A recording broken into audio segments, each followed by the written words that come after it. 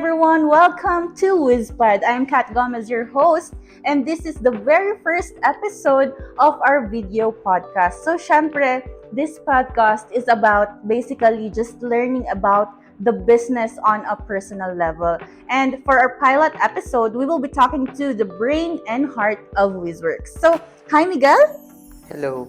Kamusta? I'm okay. Ayan, kailangan niya ng palakpakan, guys. Yes! So, this episode will be talking about the business and ask questions about how it started and how it's going. So, for our first question, just like what I've said kanina on our intro, he is the brain and heart of WizWorks. So, kwentuhan mo naman kami on how WizWorks started.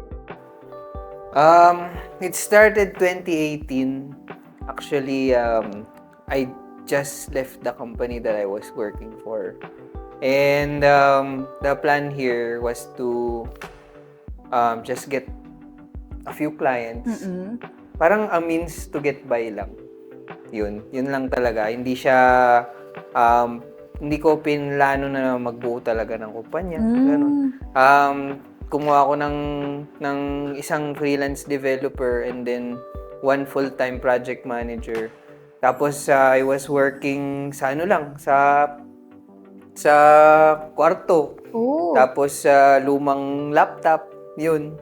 And then eventually dumami yung clients. So ibig sabihin dumami yung demand, kailangan ko mag-hire pa ng maraming tao. Makita natin yung potential nung business. Oo. O yun. Tapos pandemic, yun. Akala ko nga katapusan ko na. Pero why naman? ang kinaganda is most traditional businesses na force sila na kumuha ng website, na force sila ng automation online. So yun, kahit paano na we got by naman during the pandemic times. So naging blessing in disguise din pala ang pandemic sa'yo. It was a blessing in disguise. Wow! Yes, so basically, why did you choose web development and digital marketing? Web development and digital marketing kasi ang first job ko was way back 2009 sa Sitel call center for web.com. It's actually one of the biggest web companies in the US. And then nag-try out ako sa sales, outbound calling for a small web company naman dito rin sa Baguio. Na-enjoy ko ang sales actually. And then gamay ko naman yung produkto kasi nga mayroon akong basic training rin sa web.com dati.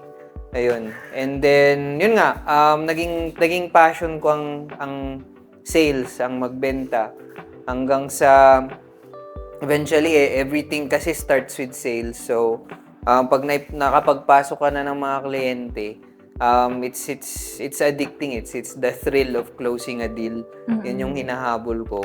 And syempre, maganda rin naman ang returns, of course. Tapos yun nga, the US clients ang target talaga. Pero dahil nga may demand din, especially after the pandemic, may demand din for local businesses for online marketing and for web development. Kaya nag-open tayo ng WizWorks Web Development. WizWorks actually is one of the very first parang web development business here in Baguio, tama ba? Oo, pero marami naman na rin. Marami rin dito talaga. Marami actually buong Pilipinas. Talagang hinahanapan lang natin talaga ng niches. Yung niche natin is we're cost effective, hindi tayo ganun kamahal. And then since we're a collaborative team of experts in our own fields, meron tayong mga experts in marketing, meron tayong experts in social media, in web development.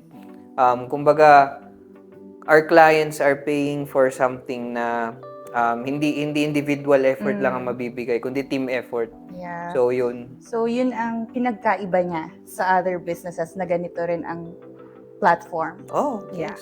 So lastly, Miguel, no? Ano yung maipapayo mo sa mga nagbabalak mag-open ng business? Magbaon kayo ng maraming pasensya. And then, Tumatawa yung ating Oo. mga nasa likuran. and then, yun nga, daily grit and grind, literal. Of course. So, yun, meron yung mga times na buong linggo, hindi titigil yung phone mo, nagri-ring, dami nag-i-inquire. And then, susunod na linggo, walang mag-i-inquire, walang magri-ring na phone, hindi magri-ring yung phones. So, yun, maraming instances na madadown ka talaga, pero you just really need to push through And continue. and continue. Yes, indeed. So, sa parang alang-alang sa Wizworks, will you do anything to sell this platform or itong mga binibenta nating services sa Wizworks? Basta hindi mo tatapakan yung dignidad ko.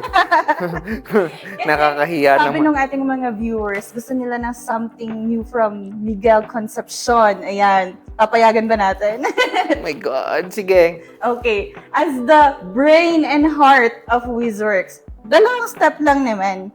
Kasi syempre, uso ang ating Facebook, Instagram, and TikTok platforms, ano? Gagawa ka lang ng 2 steps. Ito lang, brain and heart. Oh, pak! Game. Game.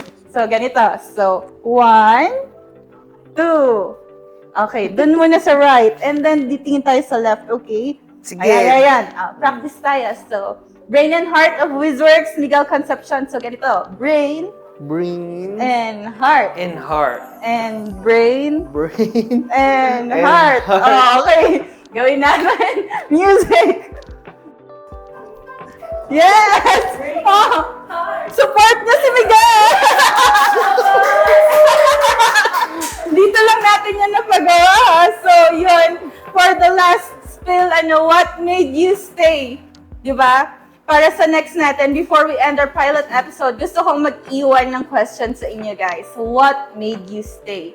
So, mapa-work man yan, relationship, or any, let us know sa comment section and babasahin namin siya on our next episode. So, make sure to watch us out on the next one. So, see you guys. This is the WizPod.